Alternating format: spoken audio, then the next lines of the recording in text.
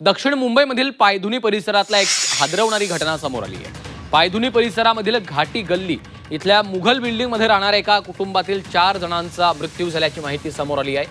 अब्दुल्ला डोकाडिया, नसरीन डोकाडिया आणि त्यांच्या मुली आयशा आणि झेनब अशी मृतांची नावे आहेत। मृत्यूच्या आधी 4ही जणांनी नातेवाईकांच्या सोबत रात्री 10:30 वाजता बिर्याणी खाल्ली आणि त्यानंतर रात्री 1 ते 1:30च्या सुमारास कलिंगड खाल्लं होतं। पोलिसांनी महापालिका आरोग्य अधिकारी या घटनेचा सखोल तपास करतायत। अन्नाचा नमुना फॉरेन्सिक लॅबकडे पाठवण्यात आलेला आहे। प्राथमिक माहितीनुसार विषबाधा झाल्यामुळे चौघांचा मृत्यू झाल्याचं सांगण्यात येत आहे।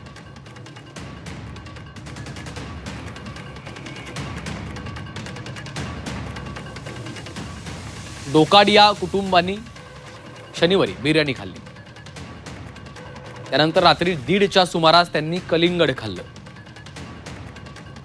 त्यानंतर चौघांना पोटदुखी, उलट्या आणि चक्कर यायला लागले। रविवारी चौघांची प्रकृती आणखी खालावली। डोकाडिया कुटुंबातील दोन्ही मुली बेशुद्धावस्थेत। चौघांनाही जे रुग्णालयात नेण्यात आलं। रुग्णालयामध्ये एकीला डॉक्टरांनी मृत घोषित केलं।